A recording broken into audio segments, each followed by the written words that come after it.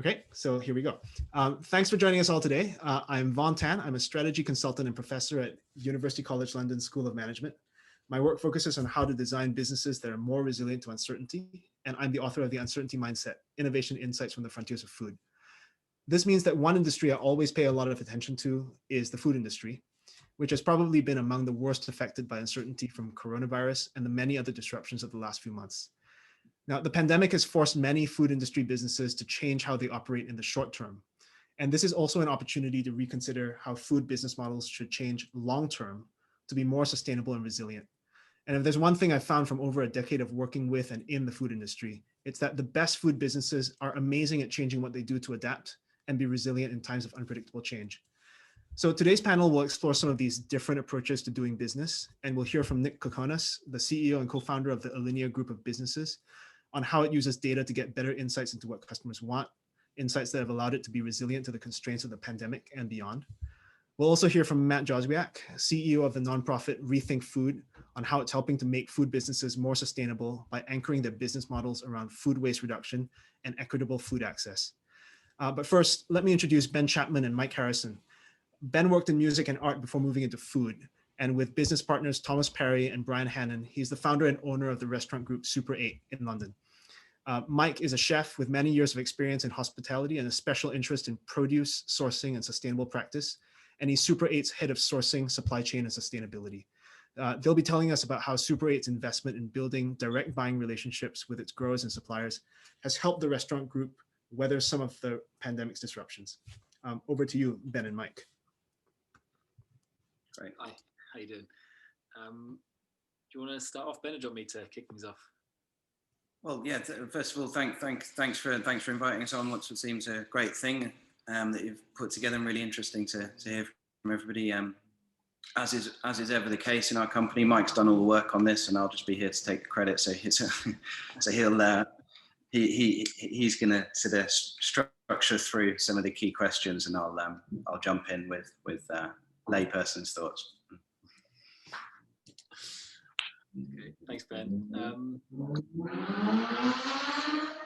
I guess first off, I'll just talk about, give a brief overview of how Super 8 works with its suppliers, because it's quite important for the sort of following information.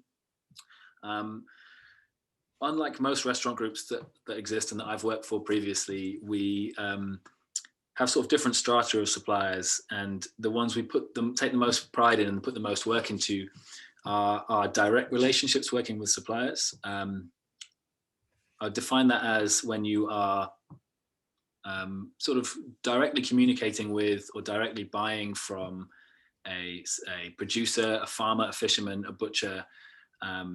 Usually they're a very small independent outfit that has total control over what they offer. And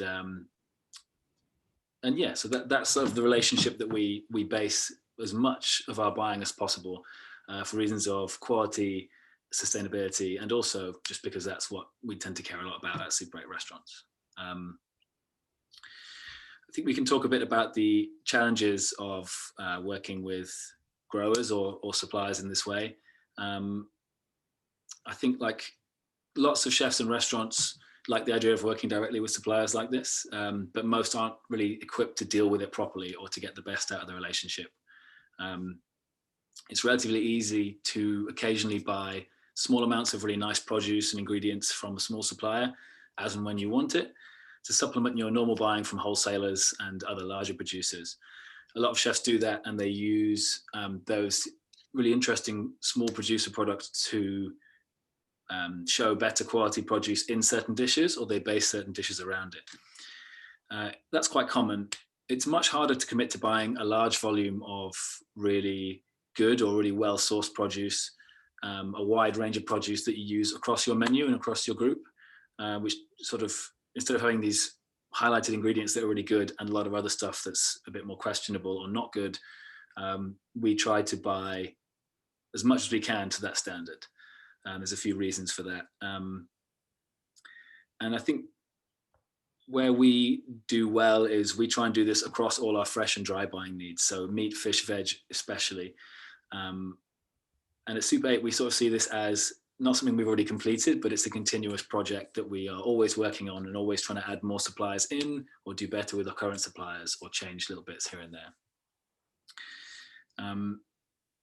There's a real temptation for chefs and restaurants to try and bend their suppliers to suit their own needs. A lot of chefs want unique, bespoke, individual products just for them.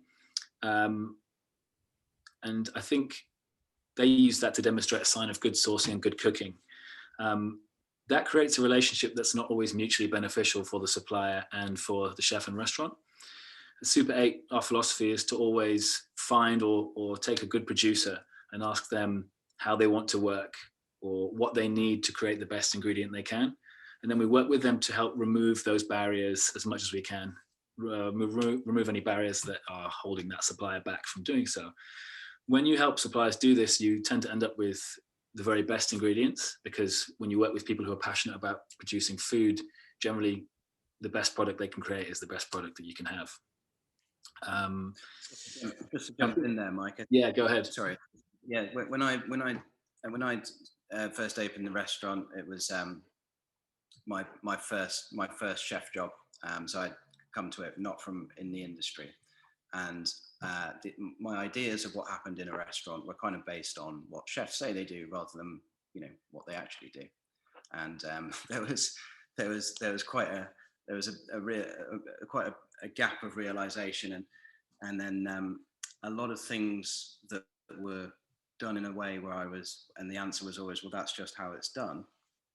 And I guess I was kind of at that point where I was saying, well, why don't we go meet the people that actually make the stuff, talk to them about what they think is good produce, because I think that's a really interesting thing to do with farmers and producers. Don't just assume that because you're a chef or you've been a chef before that you know what makes a great courgette, or let's talk to the guys that make the courgettes. And my first moment of success in doing this was to say to somebody, well, what would you do if there were no financial barriers to what you were producing? What would be the best piece of produce that you could produce? And often you find that the reasons that they aren't doing that are sort of cultural. They sort of believe that people won't understand it, won't want it, or some minor financial gap, which, with a little bit of maths can be solved, i.e.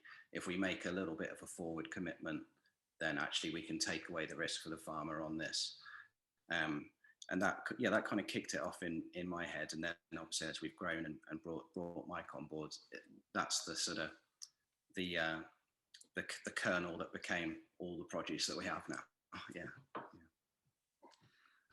And so to talk a little bit about the sort of challenges and benefits of working like this, as you can probably guess, quite a lot of work goes into managing these relationships.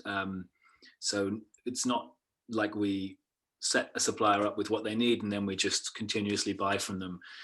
We need to give them constant feedback. We need to help them with different things, different times of year, support them when they have too much produce, or keep buying things when they don't have enough, but still need to make enough money to keep operating. It's a lot like having, I suppose, an extra business partner, but many, many times over. And although your businesses are very different, your interests are often quite similar. But you can imagine how much work goes into having just one relationship like that. And I think at Super 8, we probably have any time of year between 10 and 15 relationships like this working at any time. And somebody... Those will be producers who are largely making food, or a significant portion of what they're doing just for us. So in that instance, aside from there being any kind of official agreement or contract, you are in partnership with that person long term, because if you agree to take something all the way through a year, you're kind of agreeing to take it for the subsequent years, and you're kind of agreeing to that they will do the same thing next year unless you tell them not to. So it's these sort of unspoken partnerships that are the core of this for us, I think. Cool. Yeah, and I guess with that comes quite a large amount of risk as well. I think one of the things that I learned a lot when I started working for Ben and working at Super 8 was that how often when you buy from a wholesaler, you're not really buying with any risk. but when you're working directly with the farmer, you sort of share the risk of the farmer or the small producer. And so it's very careful not to let that sort of run away from itself in the day-to-day running of a restaurant. In fact, Ben, maybe you could talk about how we work with one of our pork suppliers from start to finish when you opened Kiln and started working with them. It's quite So we were opening a new restaurant called Kiln. It's a Thai restaurant fundamentally, but I wanted to use produce grown in the UK. And one of the things I wanted to have as a really good backbone through the restaurant was great pork, and I felt that it was easy for me to buy the odd ribs of great rare breed pork, but it wasn't necessarily a consistent thing. And so I wanted to work directly with a farmer to produce pork for us.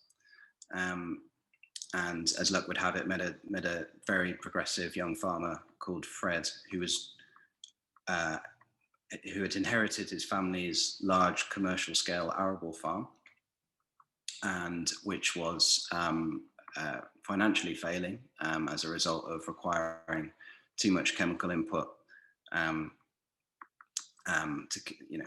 The financial implications of having a large chemical input are massive. And he was in the process of turning it into a zero input regenerative farm where the pigs were fed from the cover crops, which were used to maintain the land in between the actual crops. And obviously vice versa, the pigs then fertilizing the crops back. And that's gone from something which was, I made a commitment to buy those pigs before the restaurant was built. And then, 8 months later, the restaurant opens and we've got a steady supply of aged pork. Obviously it's not easy to work with that. We're talking about 5 carcasses a week in one restaurant. So we have 2 in-house butchers, and you have to be able to use the whole thing. I remember we have a butcher in Cornwall who manages that relationship for us, either though we buy direct. And at one point, Ian, who's a very old school Cornishman, pointing out to me that, what are you going to do with the 5th quarter? Because that's where you make your money. And having to make sure that we had dishes for all those awkward bits that come with a pig is not an easy thing to do, but a fun and rewarding thing to do. Yeah. And I mean, Fred now, I think, Mike, you know better than me, but is somebody that's held up as a good example of how to turn a commercial farm into a regenerative, soil positive farm relatively quickly, and in a way that works for both parties. It's better for Fred, he gets more money. It's better for us, we get better pork. I think what was really interesting about that relationship when I started working for Super 8 was, again, talking about the 5th quarter, the dishes that had been created to use those ingredients. One in particular was a fried rice dish that used the back fat, used lardo, and these pigs came with a huge amount of excess back fat, and so the only way really to continue buying the pigs and being able to offer them at a menu price that was good for us and good for our guests was to find a use for it. And Ben created a dish that used up all that back fat, which enabled us to sell other cuts at a really good price across the group. And that's kind of how we work with all our veg buying and meat buying. We kind of buy as a group often, and then it's down to certain members within the group to spread that across the group where appropriate to get the best out of all the ingredients. Another good example of that is we were quite challenged buying chilies, which we had grown in the UK, in Cambridge, because they're quite expensive anyway and very labor intensive to pick, some very small chilies. And so we spoke with the grower, and the grower was very happy to just uproot the whole plants and send us those. And then it was down to the chefs to pick them in the kitchen, much like you pick herbs, but separating chilies of different ripeness, the buds, the flowers, the leaves, all with different purposes, some shared across different restaurants. So we managed to get the chilies at an affordable price. We managed to get a better range of interesting products to use in the kitchen. And we also managed to give the supplier the price they needed. So instead of your usual sort of wholesale buying relationship where you say, that's too expensive, I'm not going to take it, we turned that on its head and managed to not just let everybody win, but also get more than the sum of the parts of the actual ingredient. That's really great. I guess it's good to talk about some more of the benefits quickly. I mean, quality is obviously better when you buy from producers who care as much about the food as you do. We also operate in a way that gives us not just quality, but really, really fresh produce. A lot of our veg is picked the morning of delivery.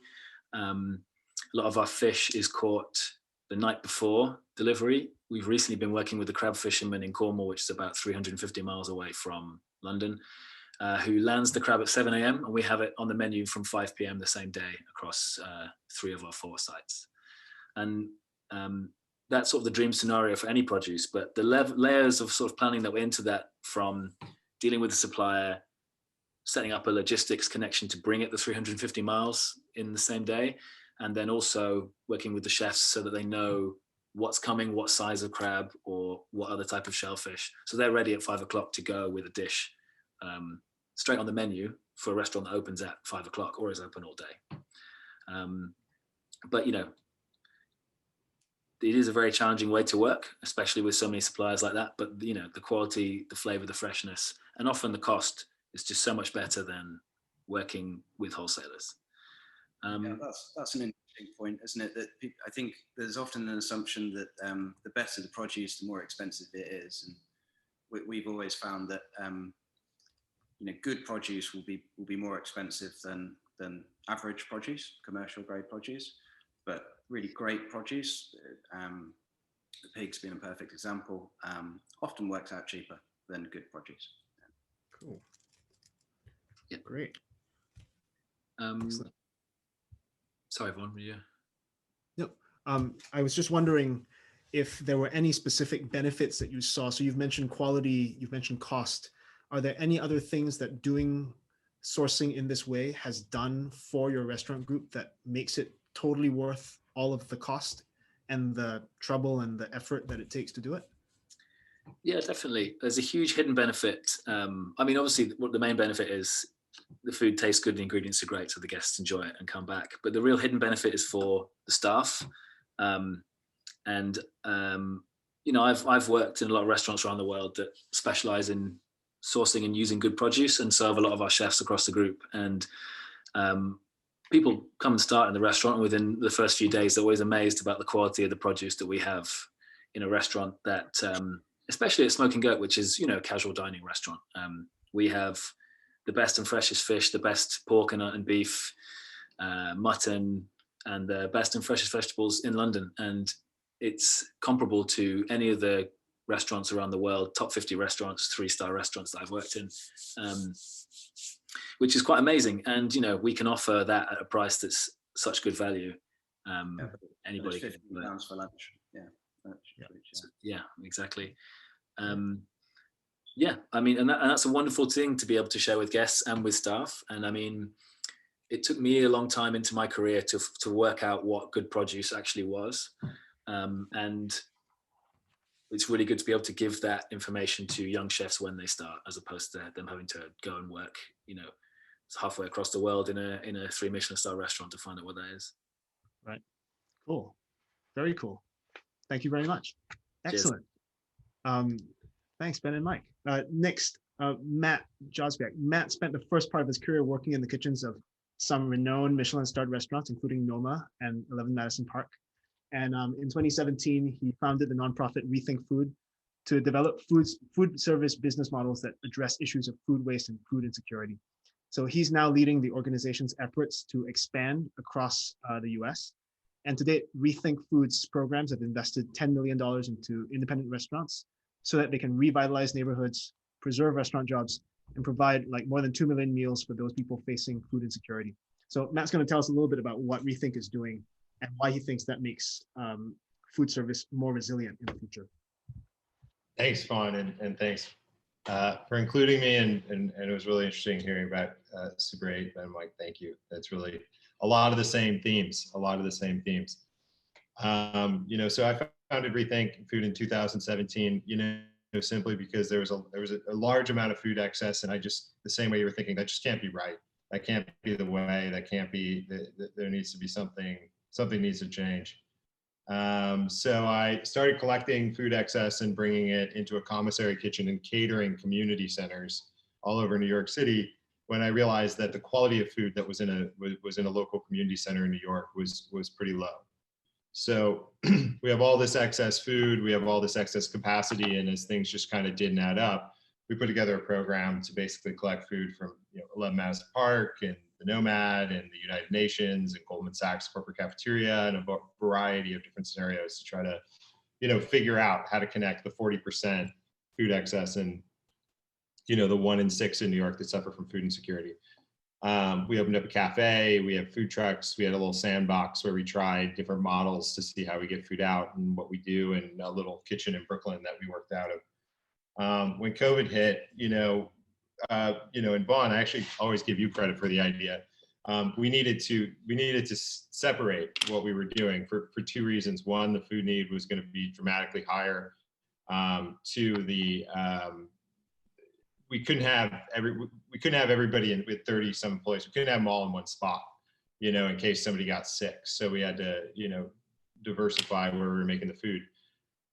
So we decided to go to a bunch of different little restaurants and say, hey, do you mind, making food for your local community center if we give you some money? And we didn't really know how much money was the right amount or what it was or what to do.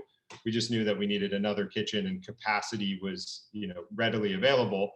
But then obviously the demand was high, the capacity was there. Our only roadblock ultimately was funding.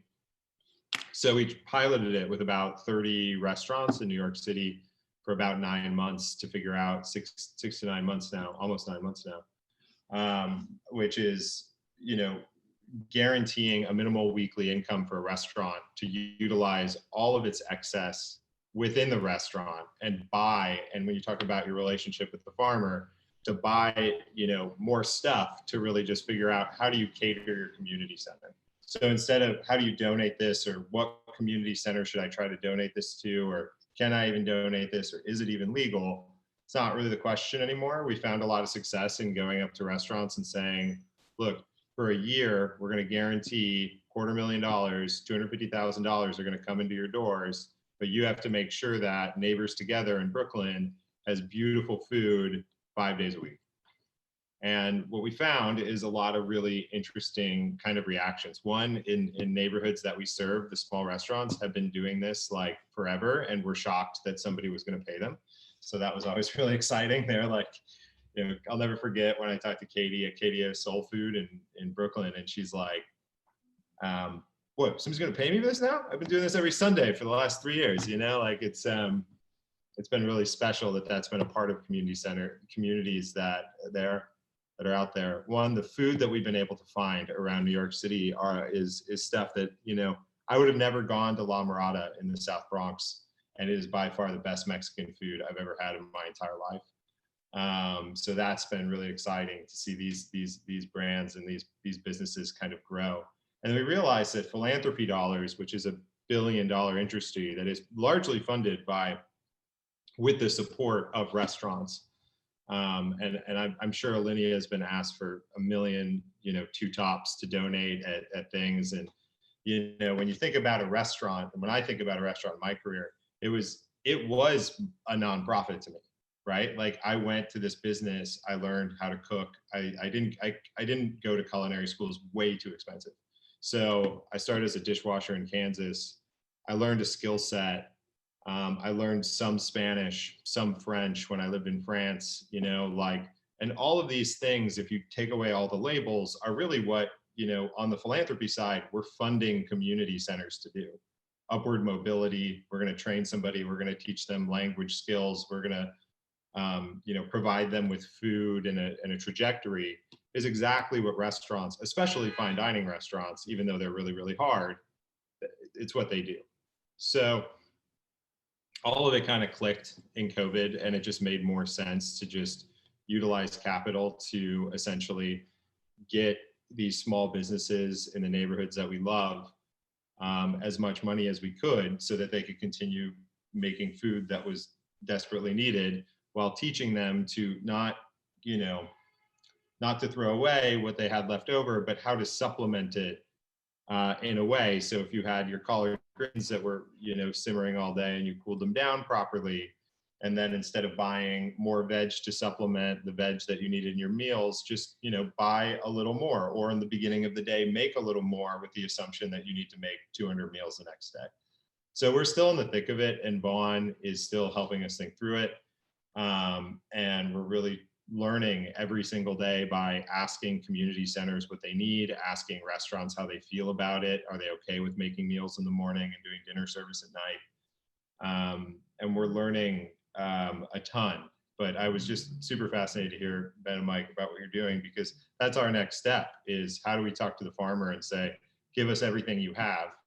We're going to make sure that we write it off for you, so that you can, it's technically a donation to a nonprofit, and utilize that product to help aid our communities, and looking at restaurants more as community centers than we are as stuff. But sorry, that's I wish I had a counterpart to like cut me off when I was ranting, but Vaughn, is that okay? Or No, I think it's really cool. I would love for you to say a little bit more about how the restaurants that have been part of the program are finding their business, right? Like, do they think that this helps them do business better? Like, would they stick with it even if they left the program in the future? Because one of the things which I'm very curious about is whether or not these different ways of thinking about how you run a business actually make your business better, or if they're just things that you make people do while they're getting money from you. And you probably already have some data about that. Yeah. I don't know. It's really hard to tell, and also I feel like the businesses that we work with, like, our leverage is so ridiculous, it's unfair, right? Like, to be totally transparent about, we are the only business, we're the only $250,000 catering contract in New York City right now. So it's really, really, really unfair. And so we're just trying to be open and respectful, and put together panels and listen to the businesses as much as possible. Right. I think they will continue to do this as long as they're open. I think they want to do this. And I also think that businesses going forward, it's going to be just from a marketing tool, and like a marketing tool alone. Like, if we're just living in that world, doing something positive for your community is just going to become standard. And it has to be. I think, like, Abuli did all the science stuff, and then Noma did all the foraging stuff. And I think the new thing is, being a good kind of community member. So I think it's just going to be very necessary to run a successful business. Yeah. And that's something that when we all kind of are talking at the end, I want to kind of dive deeper into that question of whether or not doing something positive for your community adds to your business's resilience, right? When things get unpredictable, because I think that it does. And I'd be very curious what everyone else has to say about that. But thanks for that, Matt. And last but definitely not least, we'll hear from Nick Kokonas. Nick spent a decade as a founding partner in a derivatives trading firm before he founded the Alinea group of restaurants, which includes the Michelin 3-star Alinea, as well as 4 other award-winning restaurants and bars. In 2014, he also founded Tock, which is a cloud-based reservation system, which now serves over 5,000 businesses in 28 countries. So Nick's going to share with us how the Alinea group's approach to thinking about the customer and how it thinks about data has allowed it to pivot effectively to respond to these unpredictably changing business conditions that we're facing. Over to you, Nick. Thanks, Vaughn. I get to cheat because I get to go third, which means that I'm an ebullient person, and I have a really hard time shutting up.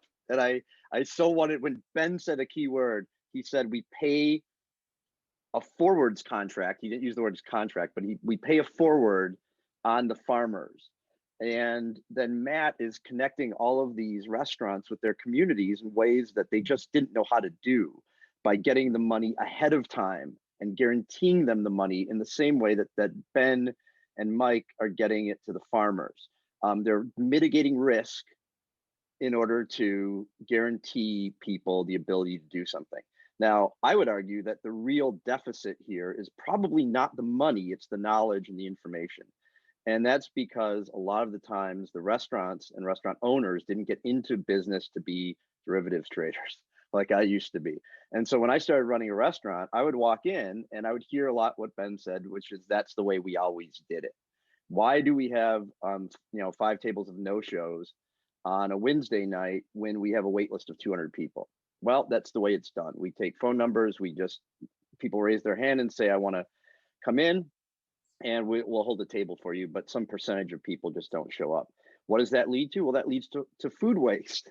That leads to buying too much. That leads to a deficit of the kind of product that you choose to buy because you know you're going to have waste. In a similar way that Matt's talking about, making the collard greens extra because we know we have a use for it the next day. So what I did when I got fed up with being told it's done the same way is I started building out Tock, the predecessor to Tock, for myself. We built a restaurant called Next, which every 4 months was going to change its cuisine entirely. My idea was, let's take some of the best chefs in the world and apply them to different experiences, cuisine types, even different times in history, and do it for 4 months, almost like a theater would do it, which meant that we constantly need to reassemble our suppliers. We constantly need to figure out purchasing for new kinds of produce. And we wanted to keep the same high standard at Next that we had at Alinea. But that also meant that I had the opportunity, if I knew that the customers were coming and I knew that they were financially committed, I could call the farmers up and just say, I'm going to buy $300,000 worth of meat in the next month and a half. I will pay you tomorrow for that. And my pricing went down, not by 4 or 5%. Like normally you'd think the cost of carry, as an economist, you'd think cost of carry and default rate. Instead, I was getting 40 or 50% off because nobody ever did that. And then who are they going to send the best stuff to? They're going to send it to the people who pay them ahead. That's why your price goes down. You remove the middle person from the equation. And what we really had more than anything was access to our customers, which indeed is our community. Now, Alinea, it's a global community. We have people from all over the world normally in good times that eat at Alinea. But for Royster and Aviary, it's mostly local, our more casual places. But instead of giving that information to a third-party delivery app or to OpenTable or to Resi or whoever it might be, and just having a cell phone number, suddenly I owned that information, which meant that when COVID hit, I could send out an email to 300,000 Chicagoans and say, Alinea now, instead of doing a $350 multi-course prefix Michelin 3-star menu, is going to do a $35 beef Wellington. And we went from doing, this is 4 days after the lockdown. My goal was, don't wait for the cavalry. Don't wait for some big corporation to write me a check. Sell food. That is what we are in the business of doing. Yes, also give it away to the community members. Also give it away to the first responders, as you were saying that you do on a Sunday for free anyway. But the way that we are able to do that is to actually sell. And so the first day we did, 4 days after lockdown started in Chicago, we consulted with epidemiologists. We put in place weeks earlier, before it even started, we put in place mandatory hand washing, mask wearing, and temperature checks, all of which on their own are not enough to guarantee anything. But as a system, you can create a very safe environment, especially if the public is not coming into that environment. And so 4 days later, we started doing carryout. We were probably among the first in Chicago to do so. We did 400 or 500 beef Wellingtons the first day. By the following week, we were doing 1,250 a night. Our revenue was back to normal within 2 weeks. We had hired back most of our staff. We put them on a rotating basis. We converted our dining rooms to kitchens so that we could space everybody out far greater. And then we started going, okay, now what do we do with the other places? And so in April and May, we had record revenue. We also fed first responders. We also gave $1,000 stipend to every single one of our employees during the time they were furloughed and on unemployment. We did that twice. Over $500,000 went back to our employees in the first 8 weeks. So it can be done, but it was done because we spent 10 years building those relationships with the farmers and the producers who went to zero during that time. And they were as panicked and scared as everyone else. It was about building Tock to go and charging only 3%. So in a week, while we were doing the Alinea thing, we were also having 30 engineers and designers go, how do we reimagine what carryout is so that it's paced like a kitchen? So I don't know Ben and Michael, but I do know that their kitchen's probably on 15-minute increments of people being seated, because you can't have 70 people sit down all at once at 8 p.m. Well, if all of a sudden 80 orders come in and have to go out your back door on a scooter, that's just as bad. And the quality is not going to be good. And the kitchen's going to be slammed. And the produce is going to suffer, and everything's going to suffer. It's going to be bad. So we started applying the same data structures we had built to know our customer and to know how a kitchen really runs on carry out food. We've added over 4,000 restaurants. Since the last time I talked to you, Vaughn, we've added over 2,000 more restaurants on Tock to Go. And we do it because economically, adding another restaurant, like the build on that was millions of dollars. Adding another restaurant incrementally doesn't cost us much. So we can charge a restaurant only 3% to do that. Then we went back to the third-party deliveries, the last mile people, and said, don't charge the restaurant 20 or 30% on that. Charge the consumer $7. And we'll pass that through to you. And if you can do 2 or 3 deliveries, that's more than enough to both be economically sustainable to the delivery person and to your business. But if you charge 20% on a 30-pound or $50 check or whatever, that's ridiculous. The restaurant can't make money on that. So having all of that information in one usable system that does both dine-in, carry out, and indeed catering and events and all these things on one cloud-based platform where you know and own your customer is the key thing. And so leveraging all of that information is now incredibly cheap. It needs to sit not on the back of some network that we build. Tock has 15 million users, but Google and Facebook have billions. They have like 70% of the world's population. If I want to target my local community, it costs me like an eighth of a penny, like to get out, like, you know, the information about our Tock to Go. And then we build special events around. We have a kind of a decent sized election coming up in America that's very consequential for the world in the next 2 weeks. We know that everyone in America is going to be glued to their television set watching the returns. So we did an election night meal, and we've sold over $100,000 of that in 2 weeks. We sourced 2,000 turkeys from a farm in southern Minnesota that are heirloom turkeys, pre-purchased all of them. There's a lot of turkeys. 2,000 turkeys is a lot of pounds.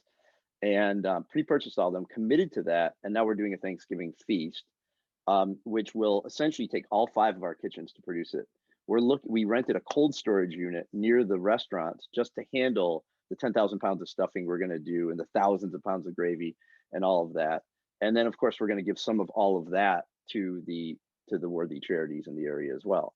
But in a weird way, I don't need the infrastructure beyond what we've built because we have the information to do so. And so we have those relationships with the farmers. We've also leveraged them onto Tock too. So the great farmers that we worked with, we called and said, hey, we'll put up a pastures and produce section on Tock. We will connect you directly to the consumers that normally you don't sell to. Normally you sell to restaurants only. Hey, here you can go with the consumers. We did that with galleries. We have auto dealerships going on now because they want to connect directly to the consumers. Seems like it has nothing to do with food, but it's all about an experience that you want to create. And whether that experience is feeding people in need or creating, you know, the best pork dish in the world with the lardo, like equally valid. That's my rant. I could go on for like another hour because this is all I think about right now. This is super cool. So I think I would love to just ask all of you a bunch of questions and have everyone kind of weigh in on it. The things which I heard across all 3 organizations, right, is that you kind of basically have to be really creative about shifting something which other people think of as risk, but which you have as an asset around. So it's whether it's prepaying for something or giving people money to do something that they were already doing so that they can do the thing that they wanted to do anyway. What that does is it's good for them, but it's also really good for your organization because it makes them want to do more stuff for you, do it better for you, maybe do it at a lower cost for you. So that was one thing which I heard across everyone. The other thing which I heard was also that it's really, really important for your organization to be resilient by being willing to do something different if something different needs to be done, right? So whether it's like the Super 8 restaurants that are thinking about how to change the menu so that they can use every single part of whatever it is that they're buying from their supplier, or it's Matt and Rethink just rethinking what the business model is for Rethink when the pandemic hits to pivot towards a restaurant service program? Or, I mean, at Alinea Group, when you built Tock, right? Because you had an itch that you wanted to scratch on your own, it seems like that's the second part of being resilient to things that are changing all the time. And then I think the third thing, which also I think is consistent across everyone, is this idea that if you know your customer really well, you can give them something which is really good value so that they want to come back. And that seems to be the most important part of having a really resilient business, like that people want to come back to you because you give them something that they want. And a lot of that, as Nick was saying, is knowing who the person is that you are a customer, that is your customer, and being able to sort of get in touch with them and know what they would actually be willing to pay money for. But I don't know, what do you all think about those ideas? Because for me, they were very clear threads that connected everyone, what you were all talking about. And I would jump in on your first point, Vaughn, which the idea that with sort of buying power, you can de-risk some of making great produce for the farmer, and that, I think that's an interesting idea. I think of buying in power, and buying sort of being how much money you have, but then power is more than that, isn't it? It's influence and these other things. So when I think of sort of buying power, it's how can we, with the amount that we now buy, how can we make the farm better? You know, how can we not just buy what you're already doing? How can we improve through more elegant solutions where there's reduced costs on both sides, but also what are the sort of farmers' dreams that they'd like to do? How can we unlock these things? Yeah, that's the to jump in there. Like that relationship is the relationship that Rethink. Like it's everybody looks at nonprofit and says, you know, and I made that joke about, you know, how many two tops, because that's the four tops, because that's what I hear from restaurants is, do you want me to donate another seat, or like, how much do I have to do? And it's like, I'm already doing all of this stuff, right? And it's not a symbiotic relationship at all. The same way that it wasn't really a symbiotic relationship with a farm and a restaurant, it's not a symbiotic relationship between a farm and a charity. And it needs to be like, there's the same amount of, I don't know, I'm gonna use the wrong words, Vaughn, but like same amount of equity, and like there's the same amount of security in the group of the nonprofit food sector, the farm, the restaurant. It's all there, right? Like the nonprofit markets goodwill. I'm allowed to say this restaurant is good, is a good person, and like paraded around on a bunch of different social media channels and stuff. And people look at that and they say, they associate, you know, not shockingly, but 11 Madison Park in New York is like the good-hearted, good-souled hearth of Manhattan right now, because they started making single package meals for people. And that's what I give, and they give, you know, their fundraising, their influence, the kitchen, that kind of space. And, you know, the farm, since we can guarantee that capital to them, the farm is giving us kind of whatever they have that they can throw at us that they had in excess, and we're buying by the pound opposed to buying like, you know, ordering stuff. And I just Rethink particular is just trying to break down that wall of, we don't want your two top to auction off. We want a relationship. And it's hard to get. It's really funny though that like we're all sitting here shaking our heads and nodding. I end up talking to restaurants, like 15 restaurants a week personally. We have, you know, 150 people at Tock talking to restaurants every week. I'm like listening to Ben and Michael talk and Matt in a different way, just because, you know, you're being that connector person. But like the number of restaurants that get what Ben was just saying are actually like 3%. It's a tiny little number. And I look at it and I just go like, well, why wouldn't you do that? Like, if you're already dealing with this farm, why don't you call the farmer and ask what the hell they want to do? Like, what have you always wanted to grow is a damn good question, you know? And it's so basic that it took, like, I was an outsider. I'd never worked in a restaurant in my life until I built Alinea with Grant. And I just walked around all the time going like, that's dumb. Why would we do that? You know? I just literally negotiated like a purchase 2 days ago from a local distributor. And I was like, okay, I just need to get, that distributor's just in the way. I just need to get past that distributor. And there, people are like, well, you can't do that. And I'm like, why the hell not? I've got like an email address. Like, so these things that are logical and simple require a little bit of hubris and a little bit of arrogance, I guess, or a little bit of just stupidity or naivete to just go like, ask the dumb question. You know, like, why can't charity be profitable for everyone involved? And then is it charity at that point, or is it just like redistribution of excess wealth? Like, Or is like it to just a me, good I would business? always, that's just what I'm saying. Like Yeah. my attitude with like the charitable work that Alinea does, like the only thing I did wrong is I don't talk about it, you know, and I didn't talk about it because I didn't want to be performative in that way. You know, I didn't want to be the toast of the town for our charitable work. I wanted to be the toast of the town because we have a damn good restaurant and my employees have a 401k and healthcare. But Yeah. my own employees went like, well, we need to do more. So I went like, well, here's our track record now. Like, you didn't know about it, but we were doing this all along. So I actually think that was an error on my part because we could have been a better example in the way that Matt is saying, because like restructuring things is important to let everybody else know. And that's something that we're changing and whatnot. But the point is that it can just be good business too. Like being sustainable and equitable and having these relationships directly with whether it be a farm or the community center down the street only requires you showing up and asking some dumb questions and then acting and then actually doing it, which requires work. You know, Michael's probably looking at me going like, yeah, well, you're not the one sitting there butchering 5 hogs a week. And that's true. I'm not, but I do recognize that like it's worth doing that, you know, and support the people who are doing it. Yeah. But no one does it. Not no Yeah, one does I mean, it, but the it's one hard thing to get people to do it.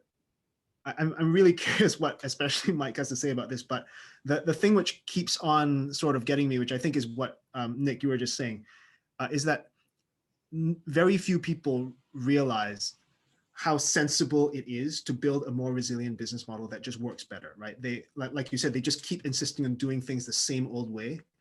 And I'm not sure why, but at the same time, also there are examples, and maybe if we talk about them more and explain why they are challenging, but they are beneficial, maybe people will realize it's kind of useful to think about doing it in these other ways that seem to make so much more sense.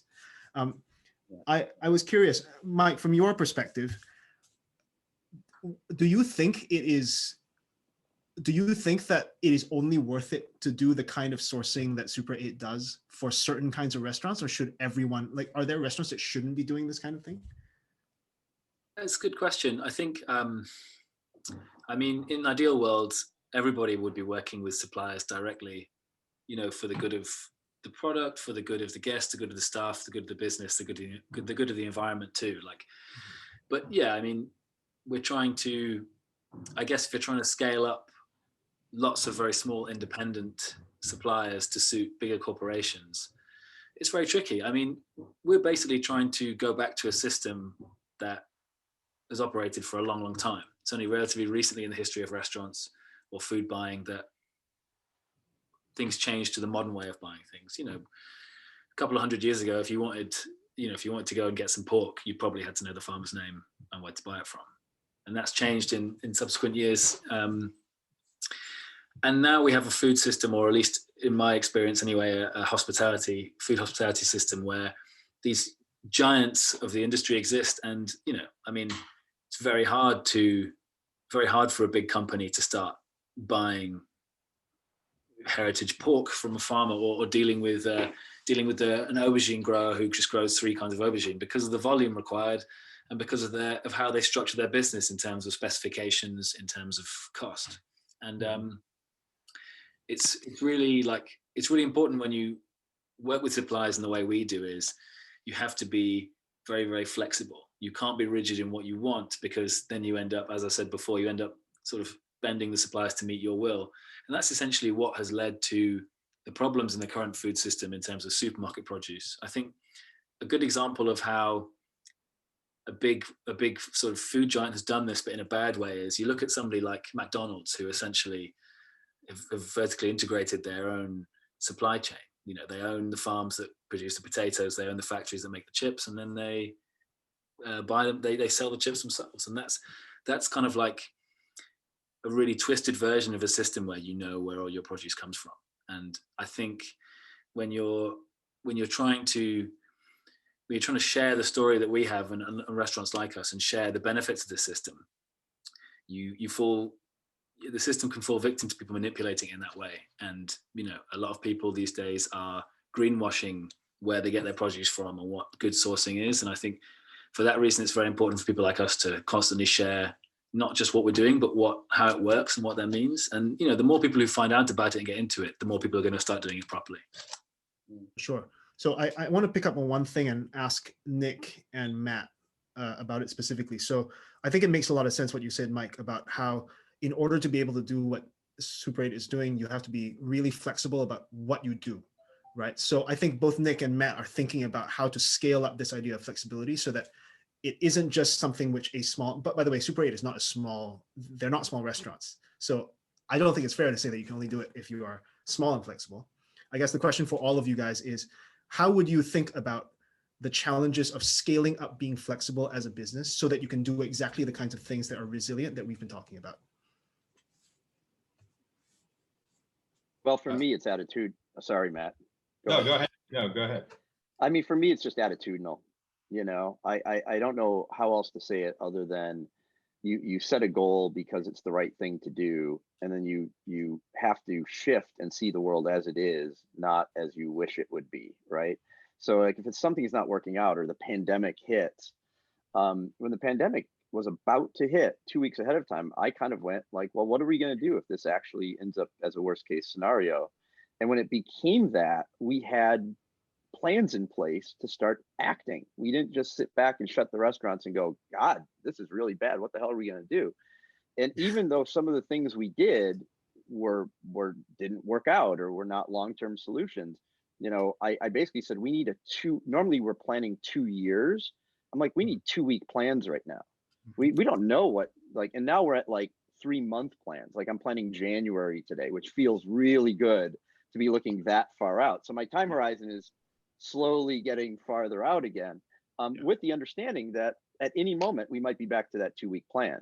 And I've been talking to our teams over and over again going, it seems like I'm schizophrenic right now. I'm not. I'm reacting to the world in real time as it changes very quickly.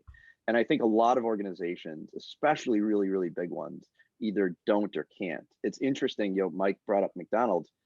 I will say that I've talked to people at McDonald's because I think that if you want to have an impact globally on the environment, the people that you need to talk to, like we're preaching to the choir here, you know, you need to talk to McDonald's. And so we were talking to them and they sell about 80 million eggs a day. So like, you know, when you start looking at ways of changing the environment and whatnot, you kind of got to go into the lion's den and chat with the lion because they're king of the jungle. Like, you know, so it's like, I've been spending my time doing that and trying to wrap my head around, okay, well, forget 5 pigs. How do you do 500,000 pigs a week or a day? Yeah. And how do we make that relationship sustainable? And it's to Mike's point, it's really, really hard because they vertically integrated everything. But how do you unwind that and then make it supportive of both the environment and the producers? It's really a hard problem. I don't know the answer, obviously, but getting people to shift their mindset to faster thinking is the key, I think. Yeah, you hit on something which jumped into my mind when you introduced the question, Vaughn, which was why is small good? You know, it's sort of mine and Mike's instinct to look to work with small producers, and it's sort of become a byword for a good producer. But it's been something in my head for a while, which is why wouldn't a bigger producer with greater budget and more flexibility and more data be able to do something better? And I'd say the same in terms of the end user as the restaurant as well. Why isn't a larger restaurant group more able to do this than I am? I agree on that. You know, we piloted a lot of different scenarios at Rethink because the way we stay super nimble is just our goal is to feed people nutritious and delicious and culturally sensitive meals in the neighborhoods that we serve. And like, that's the end result. Like whatever way those meals get there or how they get there, like that is up for debate and that will always be up for debate. But our mission is ultimately surrounded around food insecurity. And I think what I saw a lot of businesses in COVID, because we worked with dozens and dozens of restaurants to, you know, and some of them didn't make it, but a lot of them just didn't know who they were. They didn't know what their goal was, what their thing was. And, you know, we saw businesses that were excited to help the community and they would run $1 million running 1,000,000 miles an hour and giving out a bunch of meals. They didn't have any capital. And then they looked at us to support. It's like, you're a business. Your job is to make money. So you make money. We'll be the charity. We'll do the charitable work, and just kind of knowing what your end goal is, and then surrounding yourself with really smart board members that will help you make good decisions from time to time that you can lean on, and people that you trust, and knowing what you're bad at is going to be, I have really big ideas and I chase after them and I get excited, but I struggle thinking things through all the way to the end. So I surround myself with people that are going to tell me, Matt, like, that's fucking crazy and you need to chill out, and with people that are also going to help say, that's a brilliant idea, let's do it. Yeah. Cool. I just wanted, because I think we're coming up on time, I wanted to sort of throw one more question back at all of you, and first at Ben. You posed the question, why wouldn't a bigger producer or a restaurant also be able to do this same thing, be as flexible, work in this responsible way, which actually turns out to be business beneficial? Why wouldn't bigger producers or restaurants even be better able to do that? Do any of you have any sense for why they should not be able to do it? Because I don't have any particular position. Like, I like small businesses a lot, but I think Nick is absolutely right that if you want to make sure that the whole system, the food industry, if you will, which is big, if you want it to be more resilient, even the big guys, especially the big guys, have to be resilient in this way, right? So we're not talking about, I think, just being efficient and making a lot of money. I think it's about, how do you build a food industry where all of the components, all the businesses inside, all the suppliers and everyone, they're all working in ways that allow them to flex and adapt when things change, the way your businesses and organizations all have. If big corporations can't do that, if big organizations can't do that, then that's a really problematic situation. So I don't know what you think. Do you think big corporations can't do it? Yeah, I mean, I get to consult for some really big corporations, and I go in there with a bit of arrogance, frankly. Like, oh, these are all middle management people who have an MBA from, like, some important place, but they really haven't run anything in their lives, right? And I really have that chip on my shoulder. And then I get in there and I go home and do my work, right? And then I come back in and they go like, yeah, but like, we're doing 55 million eggs a day, or we're doing and so then all of a sudden you go like, or we went to non-GMO eggs that took 3.5 years. And I'm going like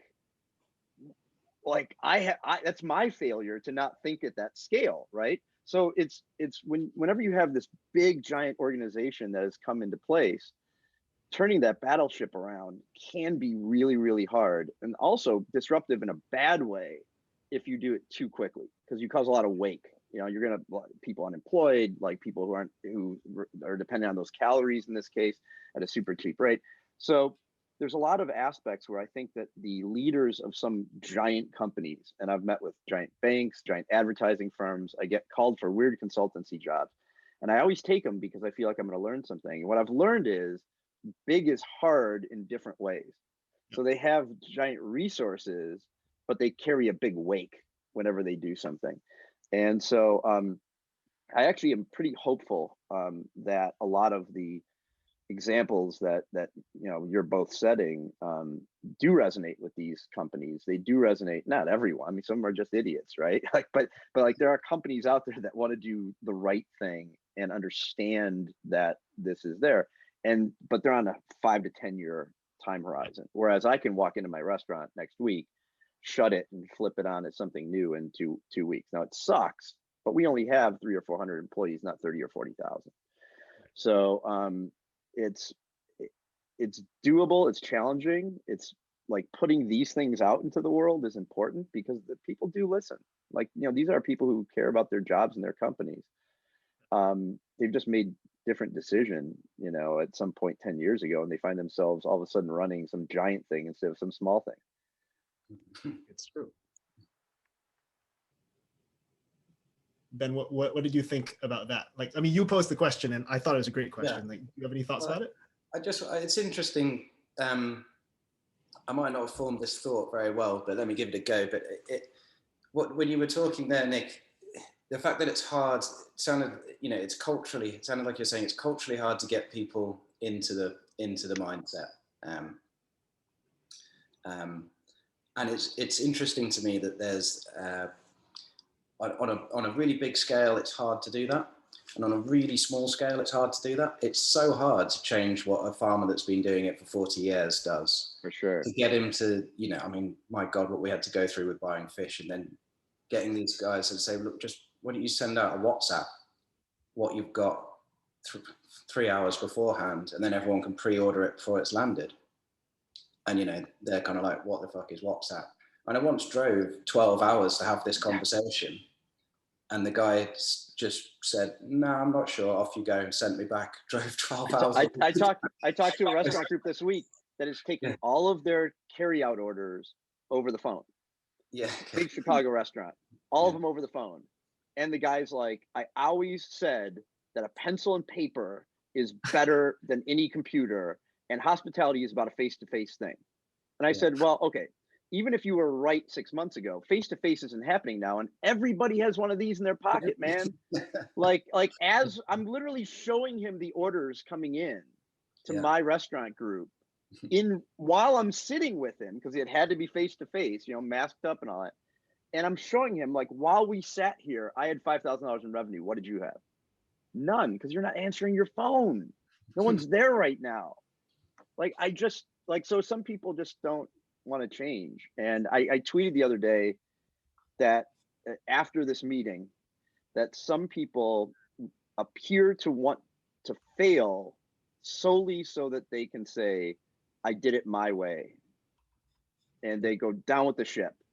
And there is a culture, at least in the US, I think it's probably true in the UK, I've spent a lot of time there, where somehow we also hold that up as some sort of a badge of honor in this country, that person was an artist and they stuck to their guns and all that, and they went down with the ship. And I had people private messaging me, well, you're a greedy capitalist, you know, rich old white dude, so you can do that. And I said, no, I'm a rich old white dude because I did that, you know, because I iterated and did all this stuff. So like, you know, you're missing cause and effect, or you're flipping them around. And so my thing is like, there's no amount of logic that's going to take someone who just wants to do it a certain way and go down with the ship. And I've learned to just go, okay, you're right. Let's just see what happens, you know?